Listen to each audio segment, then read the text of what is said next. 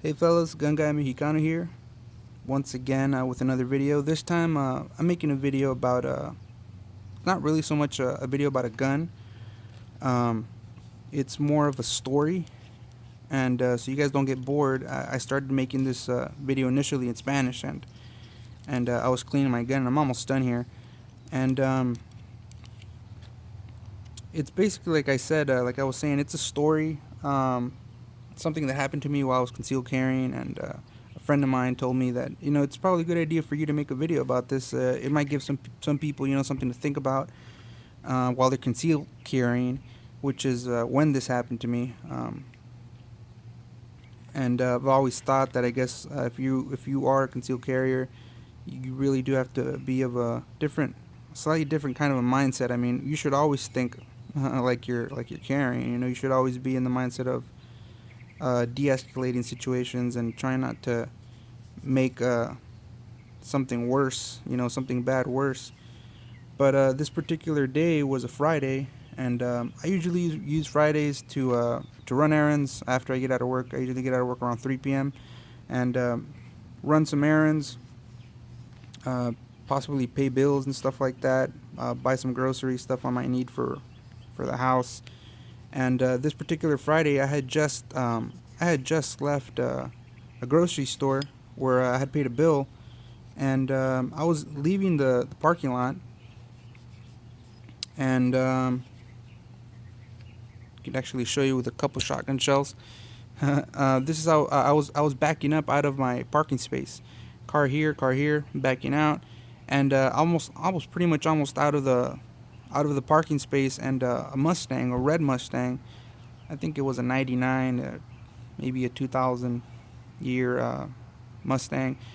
He didn't really want to wait, so he just inched by. I mean, I really thought he was gonna graze me, at least hit me, and then hit the cars that were parked behind us. But somehow he managed to get in there. He managed to get in there and just breeze on past me, and I honked my horn.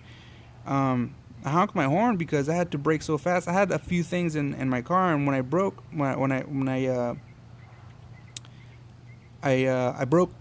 to avoid hitting him.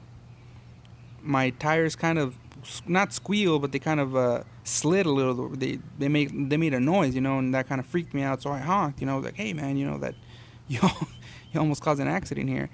Maybe that was the beginning of an error that I created. That I thought about that. Maybe it was me. I shouldn't have honked, but at the same time, I'd want to let him know. You almost caused an accident. Be careful. And he wasn't going 10, 15 miles per hour. He was in a parking. This is a parking lot, guys, and he was traveling probably upwards of 30 miles per hour in the parking lot. I mean, it's just, you don't do that, not in a parking lot, not where there's parents and kids and people walking around. So anyways, there's three basic separate areas you can leave this parking lot, and I decided to go on the southmost right exit, and he took the one that was right straight ahead of him. And I left basically this way, so I wouldn't have to deal with him. So I left this way, and he went straight. And I noticed that when I left, I turned right to get onto the main street, and he followed me. He basically followed right behind me, and he was right on my butt. And after a while, that street turns into a two-lane street, and it comes to a light. So obviously, when he came to a light, of course, pulls right up next to me, lowers his window, starts saying, bunch of obscenities, this and that, blah, blah, blah, revving his engine. And then before the light even turns green, I guess he looked both ways, and the light was still red. He sped up in front of me. He slowed down, well, the light turned green, and then I went. He slowed down to the point where I had to actually have to stop. He got out of his car, and he started walking, closer and closer towards me. And right here at this point of the story, I'd like to know what you guys would have done. I mean, you just had a little encounter with this guy in the parking lot. He follows you, and then he does this. What would you guys have done?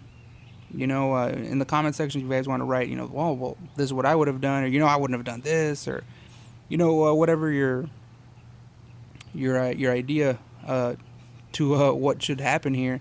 I'd like to know. So, what did happen was He stops.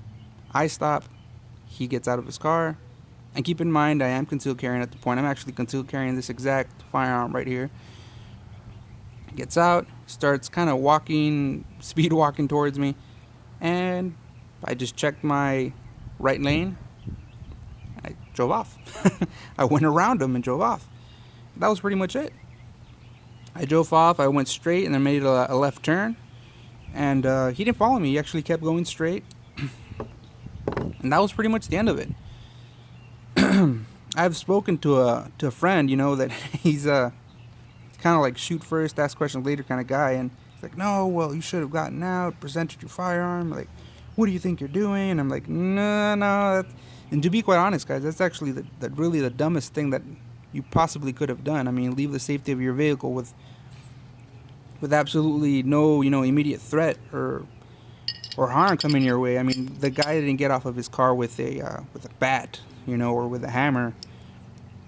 One thing I guess I should say is that when he did get off, I noticed that when I left this way around him, I noticed that something did hit me on the backside of my car. Either he threw something or he hit it with his fist. He hit like my body panel with his fist. But even then, I mean, who cares? No immediate threat to me. No reason why I should open my door, get out, and confront the guy. There's no reason for that. I mean, it's pretty stupid to leave the safety of your vehicle when there's no immediate danger to you. You're basically escalating the situation to where there might be, and now you're kind of, you're getting to the legality point of you could have maybe left. I mean, and this is a state where stand your ground laws are in effect, but I mean, really, there's, in my opinion, no reason to leave the safety of your vehicle. Not if you're safe and you have a means to leave.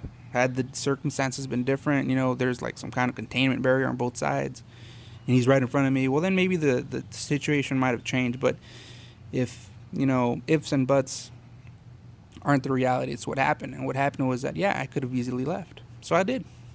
And that's pretty much it. That's my story.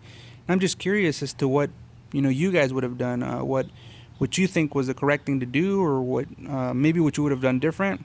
Like I said, initially when I was in the parking lot, maybe I shouldn't have honked. And it was more of a reaction, really, to be honest. I saw him right behind me, and I saw him I thought he's gonna hit, and I honked maybe to like, oh, he's backing up, he didn't see me. But later I thought about it, I was like, oh, he clearly saw me. It's just, it was more of a reaction on my part, honking, than anything else. But there you have, guys. I have it. It's a simple story, maybe some food for thought, and I'd like to hear what you guys' opinion on this. And I guess I'll see you guys in the next video. Take care.